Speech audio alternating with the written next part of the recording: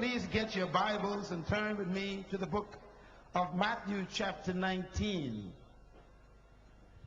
In this chapter, we've been exploring an answer that was given to an important question.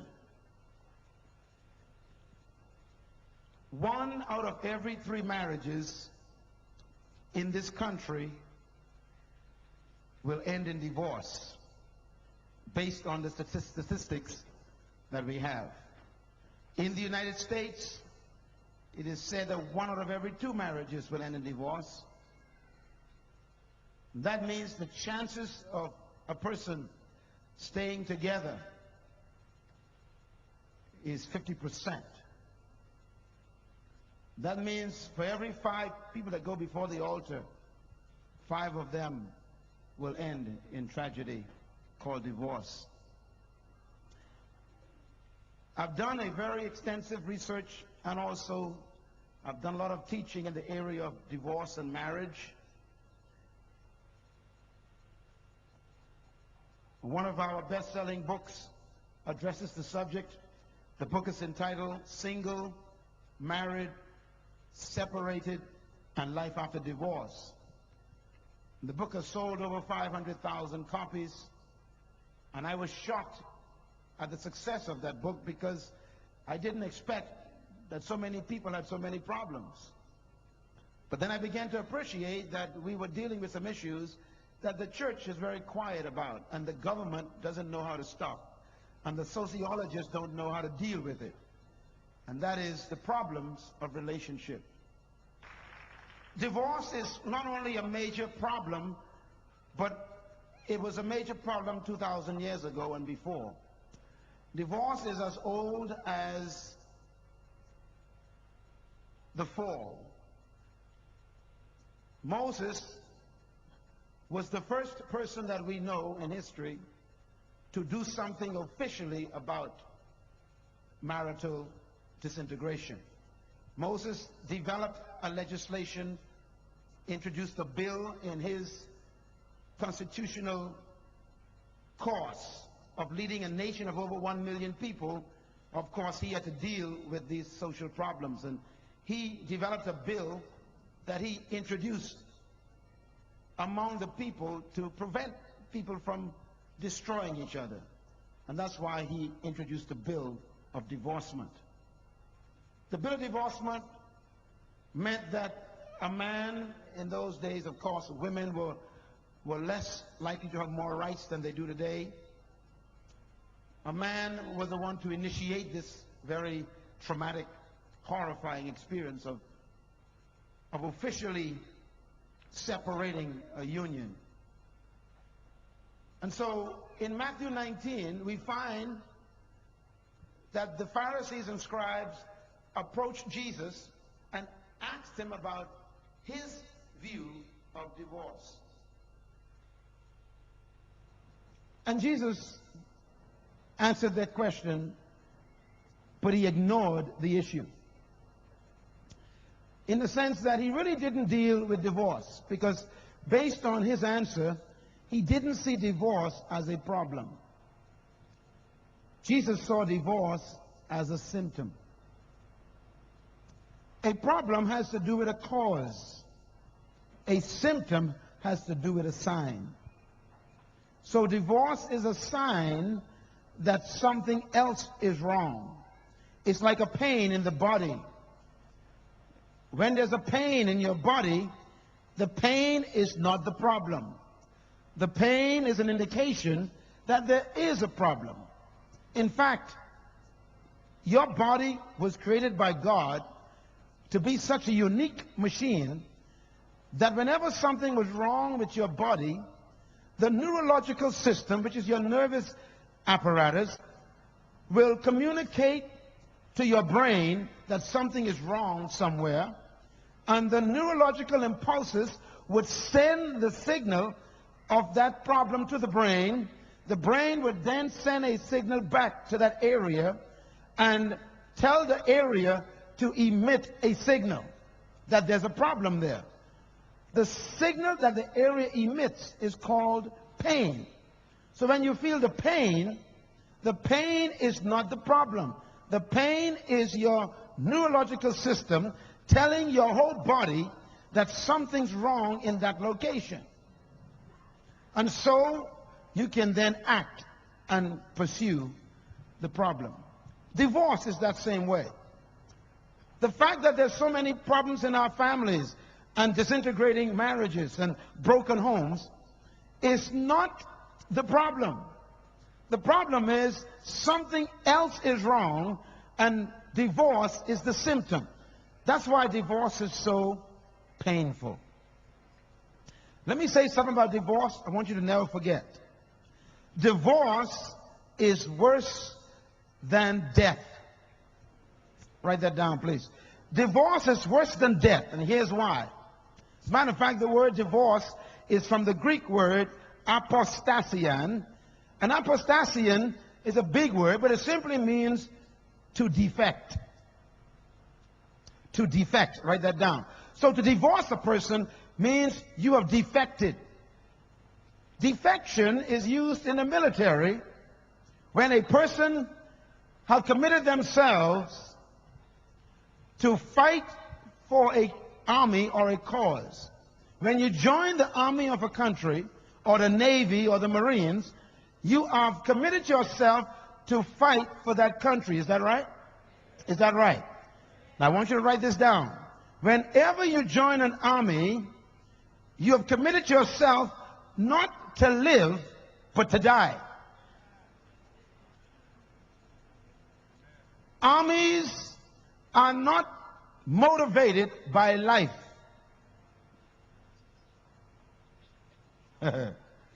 Armies are motivated by death. In other words, when you join an army, the best they can offer you is death. You don't fight in a war with the guarantee you're going to survive. They can guarantee you that you might die. Now, if you survive, then they say you're a hero. Hello, somebody. In other words, when you join an army, you've committed yourself to death. Well, the word used for divorce is the same word that is used for the military. And that is when you walk down an aisle and you commit yourself to another person, the man to the woman and the woman to the man, you're not committing yourself to life.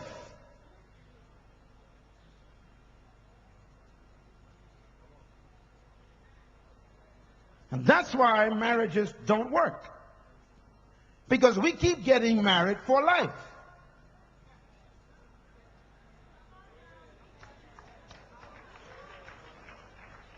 A little heavy, isn't it? When you walk down the aisle, you are joining yourself to someone just like you join yourself to an army. And you are deciding that the only way I will be separated from you is by death. Now, when you join an army and you decide with your brothers and your colleagues that you had enough of this, the enemy is too strong, the weapons they have are too awesome, and you become afraid, intimidated by the environment, you become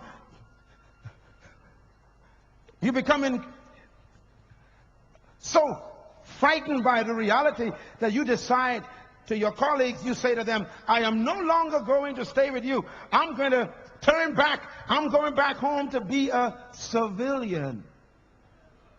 Then the army calls that defection. The Greek word is divorce.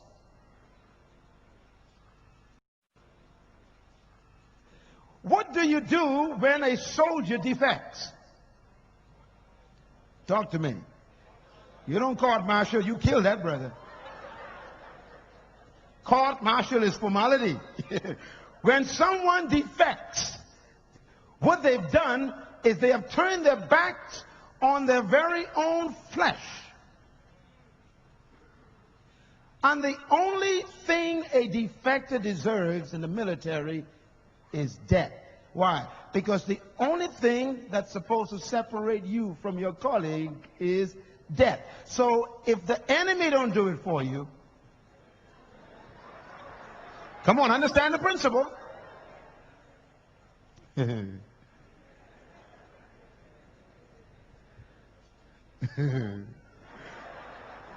I just had a thought in your mind. I see that thought. If you ever leave me, I will. I can see that thought right now. And that's exactly how you feel, huh? You ever heard this? If I can't have you, that's the spirit of defection, see? I give you my whole life. I gave you my body. I gave you my emotions. I gave you my entire future. I gave you everything. And you are going to turn your back on it?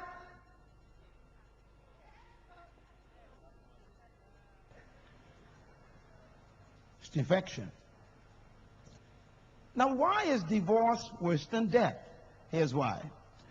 When a person dies, you take them to the morgue. They place them in a box. You have a funeral. Everybody wears black. You go to this place called a church. You have a ceremony. You take them to the cemetery. You put them in a hole. You put dirt on them. You put some flowers on them. You cry for the last time. And that's it. It's finished. Over. There's closure. You don't see them anymore.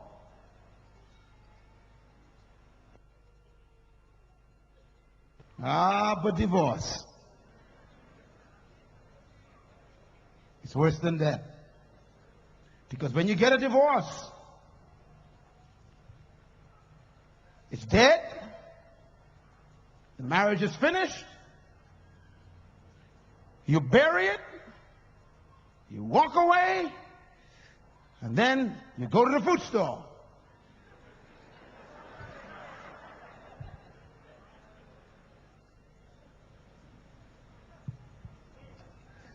And there's resurrection again. And that's why it's worse than death. Because they keep coming back. You stand on the tube, and there they are. You stand in the bus stop, and there they are. They show up in the drugstore, and there they are. You go to the park, and there they are. And heaven help you, they show up in church, and there they are. You see, it's the kind of death that's never closed. And when there's children involved,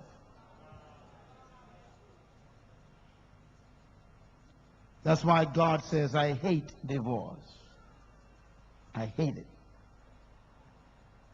There's no arrangement in God's program for divorce.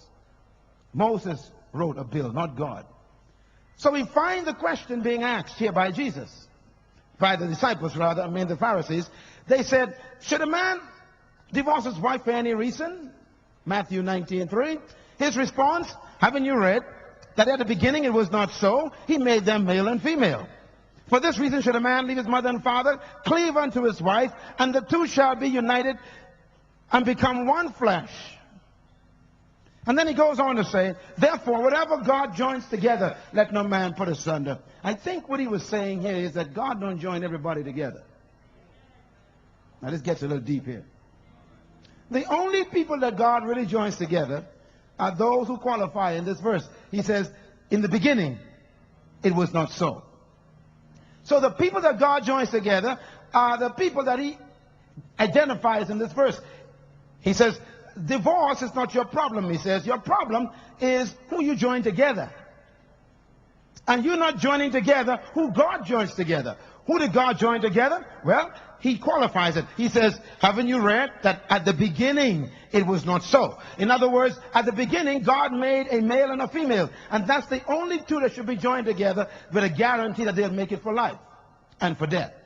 And that is the two that are in the beginning. And we talked yesterday about the kind of male that is in the beginning. I need a male. Can I have a male? Are you sure you are a male? Can I have you, please? Can you come? I need a male. Give the Lord a hand for a real male. Praise God. Some males ain't sure they're males. Now, it's important to note, I want to do something here to demonstrate something. So I need you to stand up here for me. Stand on the top of that end of the step for me at the top, right here. Okay, I want to show you something. Stand at the top, right there. Right at the top. Now, I want everybody to kind of make sure you can see where he is. I want to show you something. Okay. Now, if you notice that God only created one human being from the soil. He never went back. Today, we have 6.2 billion people on earth. But God only made one from the soil. He never went back. Today, we got 6 billion. But God only made one from the soil. He never went back. And the first one that God made was male. That's important. Remember, everyone who's building anything, the first thing they lay is the foundation. Is that right? Foundation is first. And secondly, the foundation is usually never seen after it's laid. It's quiet. It's always underneath the building. But the foundation is the most important part of the building because it holds up the entire structure and carries the weight of everything. Which means then that the foundation must be given a lot of attention to. More money goes into a foundation than the whole building. Did you know that? Contractors will tell you that when they're laying the foundation, they got to dig down to bedrock, and then they put all the steel and all the mortar, all the concrete, and they reinforce it, and they build the foundation based on the proposed weight of the structure, including the furniture, the people, and all the decorations and everything else. In other words, the engineer will calculate the weight of the entire building before he will give the specifications for the foundation. Because the foundation have to carry even the weight of the clothing that's on the people that's going to be sitting in the office, and the chair, and the desk, and the typewriter, and all of the computers, everything. It has to be calculated. And so the weight of the foundation is not laid until we understand the entire building. Now, watch what God does.